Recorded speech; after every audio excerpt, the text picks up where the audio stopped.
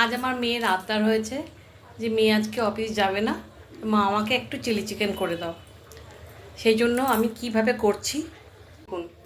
আমি প্রথমে চিকেনটা নুন আর ভিনিগার জলে ভিজিয়ে রেখে দিয়েছিলাম। তারপরে এর মধ্যে কর্নফ্লাওয়ার গুঁড়ো, আদা রসুন বাটা, একটু লঙ্কার গুঁড়ো, কাঁচা লঙ্কা বাটা সব একসঙ্গে মাখিয়ে সুন্দরভাবে রেখে দিয়েছি। আর ডিমের সাদা অংশটা একটুখানি দিয়েছি।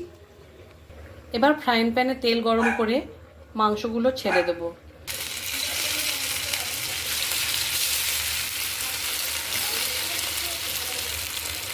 এগুলো একটু লাল লাল করে ভেজে নেব। আর মাংসের পিসগুলো উল্টে পাল্টে ভেজে নিতে হবে।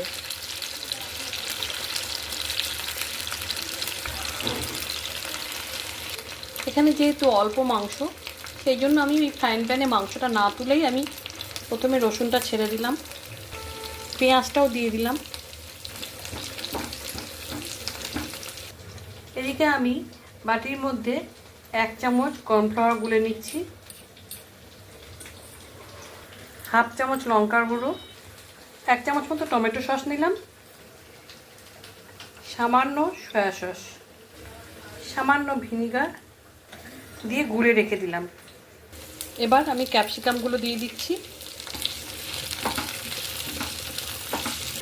এবার এই জলের মধ্যে স্বাদ মতো নুন, সামান্য চিনি দিয়ে দিলাম, 2টো কাঁচা লঙ্কা কুচিয়ে দিয়ে দিলাম।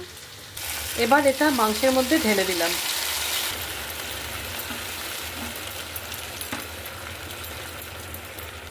কিছুক্ষণ ঢাকা দিয়ে রাখছি, যতক্ষণ না পর্যন্ত সেদ্ধ হয়। চিলি চিকেনটা হয়ে গেছে। এবার আমি গ্যাস নিভিয়ে দেব, নামিয়ে নেব এবার।